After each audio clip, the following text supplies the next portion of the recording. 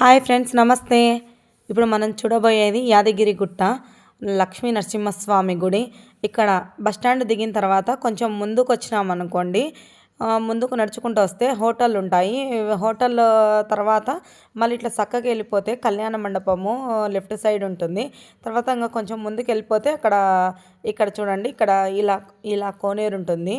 ఇట్లా స్టెప్స్ ఎక్కేసి వచ్చేసి మనం పైకి వచ్చినామనుకోండి, కోనేరు కనిపిస్తుంది. మాకైతే ఫస్ట్ టైం ఎండబెట్ట కొట్టినట్టు అనిపించింది.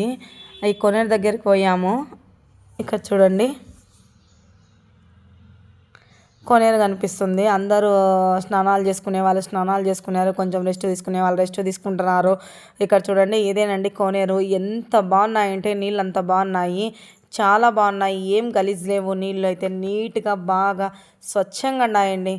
ఎంత బాగున్నాయంటే చూడండి, కొంచెం కూడా కుళ్ళులు కాలేదు. చాలా కుళ్ళులు ఉంటాయి అనుకున్నాం కానీ మా సైడ్ కుళ్ళులే అంటారు, గలీజ్గా ఉంటాయి అని అంటారు కొందరు.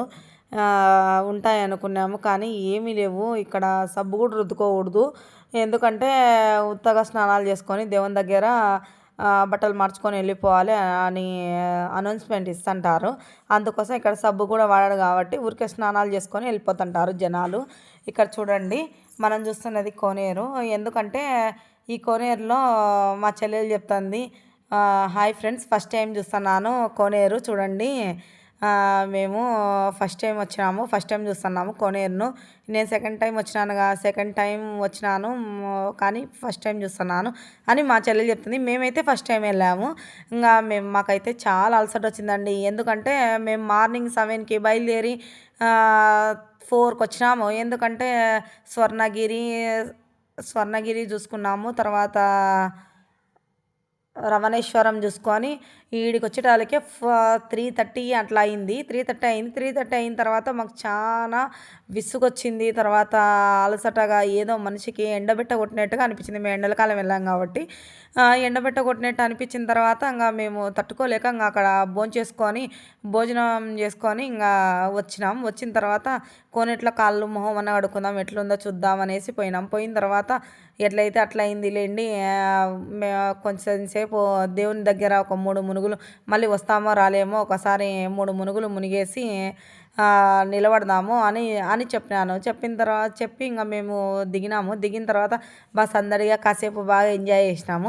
మా తమ్ముడు అయితే తినేసి పడుకోయినాడు కాసేపు. మళ్ళీ వాడి తర్వాత కోనేరు ఉందని చెప్పలేదు నాకు. ఎందుకని చెప్పింటే మేము బయటకు వచ్చి నిలబడేసాము. ఎందుకంటే మేము తెచ్చుకునేది ఒకే జతతోనే బట్టలతో వచ్చినాము. అవే బట్టలతోనే నీళ్ళల్లో మునిగి నిలబడినాము. ఎండకు ఆరిపోతాయిలే అని మా తమ్ముడు కొంతసేపు నేను కూడా ఉండండి అని చెప్పింటే, సరేలేరా నువ్వు ఎల్లు, మేము బట్టలు ఆరబెట్టుకుంటాము, నిలబడతాము ఇట్లనే అని చెప్పేసి మేము అట్లే బట్టలు ఆరబెట్టుకుంటా మనసులో ఎండలో నిలబడినాము. వాడు కొంతసేపు ఈదేసి వచ్చాడు. తర్వాత మేము కొంతసేపటికి బట్టలు ఆరిన తర్వాత మళ్ళీ దేవుని దగ్గరికి కొండ మీదకి పోవడానికి బస్సులు ఉంటాయి. మామూలుగా వెహికల్స్ తీసుకునే వాళ్ళైతే డైరెక్ట్ కొండ మీదకి వెళ్ళిపోవచ్చు. మేమైతే వెహికల్ తీసుకోలేదు కాబట్టి ఓన్లీ బస్సులు వచ్చినాము కాబట్టి ఫ్రీ బస్సులు ఉంటాయి కింద బస్ స్టాండ్లో పైకి పోవడానికి, ఇక్కడ దేవుని దగ్గరికి రావడానికి. ఆ పైకి అయితే తీసుకొని బస్సులో వచ్చేసినాము.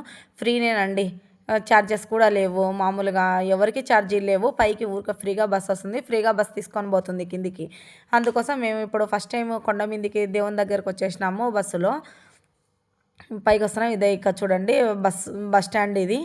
ఇప్పుడు కనిపిస్తున్నది ఆడ పాయింట్ దగ్గర దించేసిన తర్వాత మేము దిగేసి అక్కడే చెప్పులు పెట్టేసుకొని లగేజ్ ఏమన్నా కానీ చాలామంది లగేజ్ కూడా పెట్టుకొని ఇంకా ఇట్లా టర్న్ అవుతుంది చూడండి బస్సు.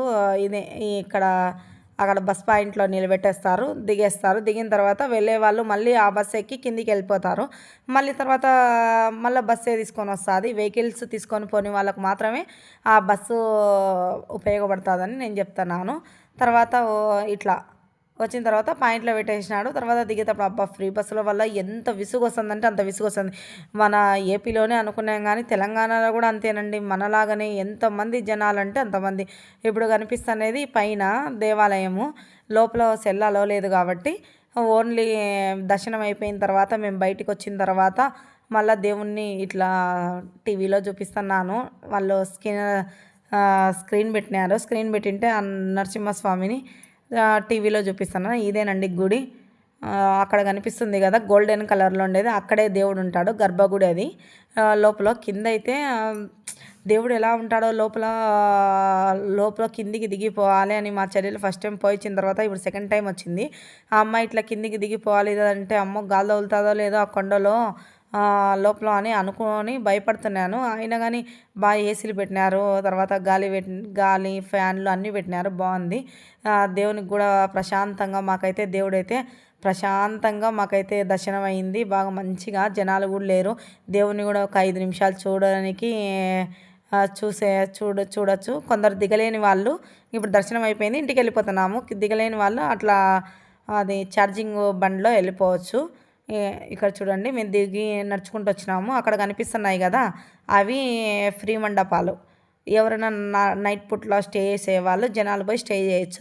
అక్కడ సైడ్ కనిపిస్తున్నాయి భవనంలో స్టే చేయొచ్చు. ఇక్కడ చూడండి ఇక్కడ మళ్ళీ బస్సు వచ్చింది. మేము బస్సు ఎక్కాము. బస్సు ఎక్కి మేము అక్కడనే ఎంత అయిందంటే మాకు టైము 8 అయింది, 7:30 అలా అయింది. మేము దర్శనం చేసుకొని కొండ కిందికి వచ్చే లోపల 8 అయింది. 8 అయిన తర్వాత ఇంకా బస్ కోసం వెయిట్ చేసి చూడండి వ్యూ ఎంత బాగుందో.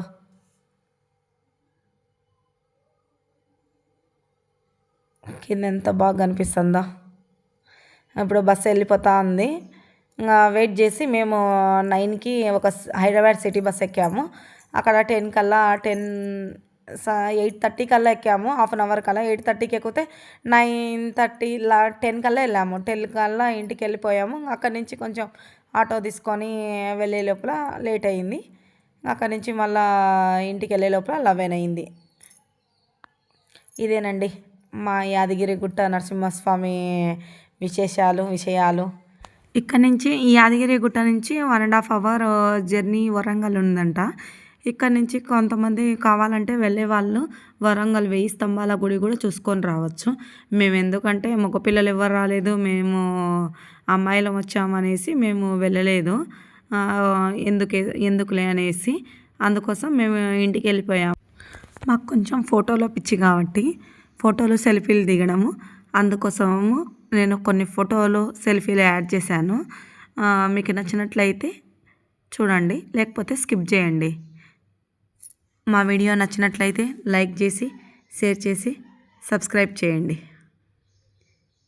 Thank you for watching. Thank you.